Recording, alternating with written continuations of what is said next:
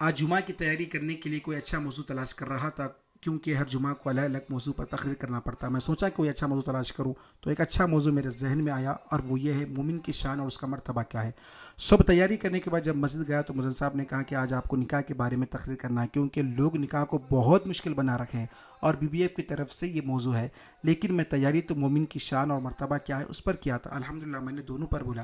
ماشاءاللہ اللہ تعالیٰ نے انسان کے دو پہلو رکھا ہے۔ اگر ہم ایک پہلو دیکھیں گے، انسان بے بس لاچار ایک مٹی کا پتلا ہے، کوئی عزت نہیں، کوئی مقام نہیں۔ اللہ اس کو ایک خطرے سے بنایا، پھر دنیا میں آنے کے بعد ماں باپ کا محتاج بنا، تمام مسائل اس کے ماں باپ ہی حل کرتے ہیں۔ مطلب ہے کہ انسان جتنا اکڑتا ہے نا، اس کا کوئی مقام نہیں، وہ بے بس لاچار ہے۔ دوسرا پہلو، اگر ایمان والا ہے وہی انسان کی عزت بڑھ جاتی ہے، اس کا مقام مرتبہ بڑھ جاتا ہے۔ جیسا کہ اللہ نے اپنا خلیفہ کس کو بنایا؟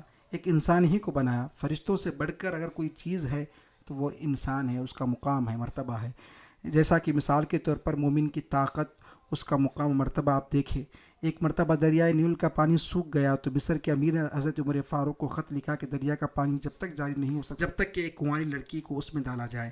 حضرت عمر فاروق نے دریا کے نام میں خط لکھا جس میں لکھا تھا بسم اللہ الرحمن الرحیم، اے دریائے نیل، اگر تجھے اللہ نے روکا ہے تو کوئی حرج نہیں، اگر تو دوسری وجہ سے رکا ہے تو تیری پانی کی ضرورت بھی نہیں ہے۔ بس یہ خط دریا میں ڈالتے ہی پانی فوری جاری ہو گیا۔ جو خط میں طاقت تھی نا، ایک مومن کی طاقت تھی، ایمان کی طاقت تھی۔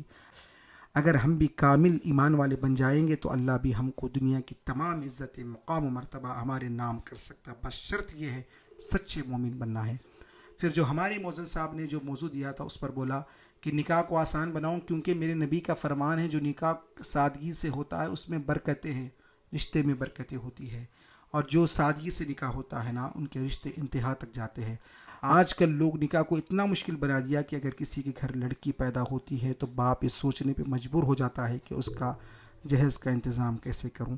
بیٹی رحمت ہوتی ہے، لیکن ہم نے نکاح کو مشکل کر کے، بے وجہ کی رسومات کر کے، جہیز کو فرض کر کے نکاح کو مشکل بنا دیا، بیٹی کو زحمت بنا کر رکھا ہے۔